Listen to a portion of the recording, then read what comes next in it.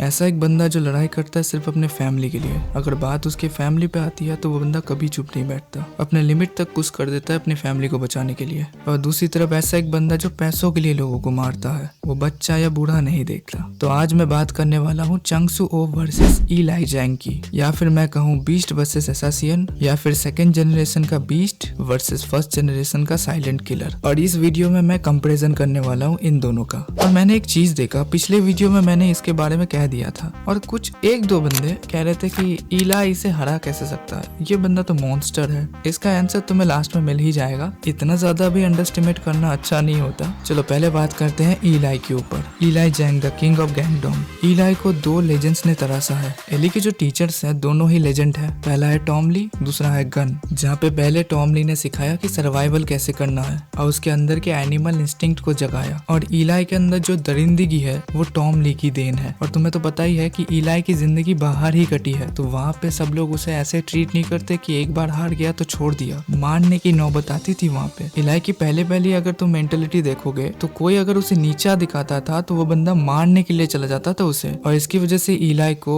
Hostel मिला, उसकी अपनी फैमिली, और इस फैमिली को तोड़ने आया गन उसे 4 मेजर क्रू में रिक्रूट करने के लिए। और गन तो उस दिन ही उनका चैप्टर खत्म कर देता और पॉइंट ऑर्गेनाइजेशन आइडिया की वजह से गन उन्हें छोड़ देता है। और लास्ट में ऑली वैंग की वजह से वो फैमिली बिखर गई और एली चला गया गन के पास ट्रेनिंग लेने के लिए। और वहीं पे गन ने उसे सिखाया था कि ताकत से काम नहीं चलता, टेक्निक भी जरूरी है। और गन हमेशा से एली को अपना फेवरेट स्टूडेंट मानता था क्योंकि एली का टैलेंट नेचुरल था। इसके बाद एली 1 महीने के ट्रेनिंग को लेने के बाद गन को छोड़ के ही चला जाता है हेदर की वजह से, क्योंकि वो प्रेग्नेंट हो गई थी और बच्चे की डिलीवरी करते हुए उसकी जान चली जाती है। जिसके बाद वो अपनी बेटी को लेके 3 साल तक पूरी तरीके से गायब भी हो जाता है, कोई भी लड़ाई झगड़ा में इन्वॉल्व नहीं होता। लेकिन लास्ट तक वो फिर से हॉस्टल में वापस आता है। इसके बाद जब टॉम ली को पता चलता है कि इलाई कहाँ पे है और वो उससे मिलने के लिए आता है और येना को लेके भाग जाता है, ये कहते हुए बीस्ट मोड तभी एक्टिव होता है जब अपना बच्चा खतरे में हो। इसके बाद वो हर दिन जाता है टॉम ली के पास येना को वापस लाने के लिए और टॉम ली हर दिन उसे कूटता रहता है। और 1 महीने की ट्रेनिंग के बाद उसका बीस्ट मोड इंटरमीडिएट तक जाता है और अभी तक उसने अपने बीस्ट मोड को एडवांस नहीं किया है, उसके लिए अभी बहुत दूर जाना है उसे। और अगर मैं मास्टरी की बात करूँ तो एली के पास सिर्फ टेक्निक की मास्टरी है और इस मास्टरी को उसने सियोकडो वैंग के साथ लड़ाई के बीच में ही अचीव किया था, जहाँ पे उसने अपने वर्ल्ड को ओवरकम किया था। और इलाई को अभी तक 2 चीजों की मास्टरी करना बाकी है, एक है स्ट्रेंथ की और एक है स्पीड की। इसके बाद आती है पैडी और डेफ्लिकेशन। इलाई की सबसे बड़ी ताकत यह है कि वो बड़े से बड़े हमलों को मोड़ देता है। अगर कोई किंग लेवल उसे मारता है तो एली उसे ब्लॉक नहीं करता, बल्कि बैटॉन से उस अटैक का रास्ता बदल देता है। और एनिमल इंस्टिंक्ट में वो जानवरों की तरह लड़ने लगता है, वो अनप्रिडिक्टेबल हो जाता है। कब काट ले, कब आंख में उंगली डाल दे, कोई नहीं जानता, कब अंडे तोड़ दे।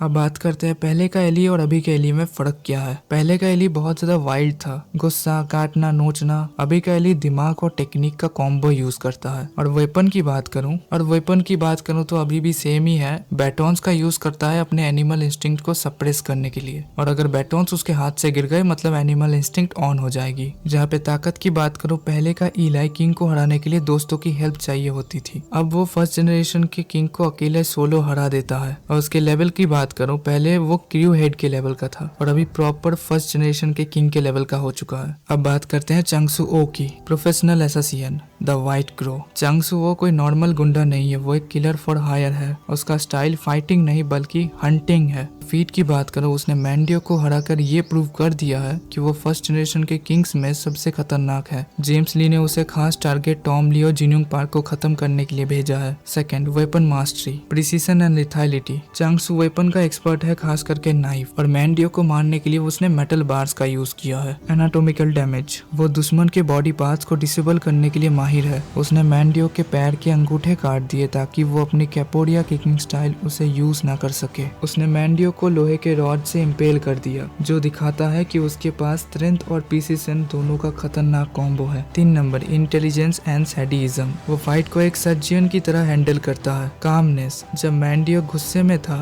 चंग सू बल्कि शांत था, वो दुश्मन की हिम्मत को तोड़ने में मजा लेता है। टैक्टिकल एडवांटेज, वो इन्वायरमेंट को यूज करता है। उसने वर्कर के बेस में ही उन्हीं के रिसोर्सेस को यूज करके मैंडियोक को ट्रैप किया। अब देखो मैंने यहाँ पे सारी चीजें तुम्हारे सामने रख दी है। नियर फ्यूचर में इन लोगों की लड़ाई होगी, इसका हिंट हमें पहले ही मिल चुका है। लेटेस्ट चैप्टर 585 में जब इन दोनों का मिलना हुआ था और चांगसू ये भी कह के जाता है कि दूसरी बार अगर ये चीज हुई तो मैं इसे नजरअंदाज नहीं करूंगा। और इनका फाइट देखने में मजा तो बहुत आएगा, जहाँ पे एली फाइट करता है अपनी फैमिली को बचाने के लिए और उसका स्टाइल है डिफेंसिव, और इसका उल्टा चांगसू फाइट करता है मारने के लिए और पैसन के लिए, उसका स्टाइल है ऑफेंसिव एंड लीथल। अब फैक्ट की चीज, चांगसू को व्हाइट क्रो कहा जाता है क्योंकि वो है 1 in a million टैलेंट, और नैरेटिव के हिसाब से चांगसू वो बंदा है जिसने टॉम ली का हाथ काटा था। और इस चीज को स्पेकुलेट किया गया है और इसमें कितनी सच्चाई है वो मुझे नहीं पता, और अगर ये सच है तो उसे पूरे सीरीज में टॉप टियर में खड़ा करता है। और इन दोनों में से कौन जीतेगा ये तुम लोग ही डिसाइड करो। जितनी भी थ्योरीज है तुम कमेंट सेक्शन में मुझे बता सकते हो, अगर किस चीज में मैं गलत हूँ तो मुझे वो भी बता सकते हो। और लास्ट में एक ही चीज कह के जाऊंगा, ये एवोल्यूशन की कहानी है। आज जो नीचे है कल वो ऊपर होता है, आज जो मॉन्स्टर लगता है कल वो गिर सकता है, और आज जो ब्रोकन लड़का है वो कल लेजेंड बन सकता है। अगर एली जैंग और चांगसू आमने सामने आए तुम किस पर बेट लगाओगे? उस लड़के पर जो अपनी बेटी के लिए दुनिया से लड़ जाता है, या उस आदमी पर जो बिना सोचे दुनिया खत्म कर देता है? बीस्ट या ब्लेड, सर्वाइवल या असैसिनेशन? अगले वीडियो पे मिलते हैं। Peace out, bye.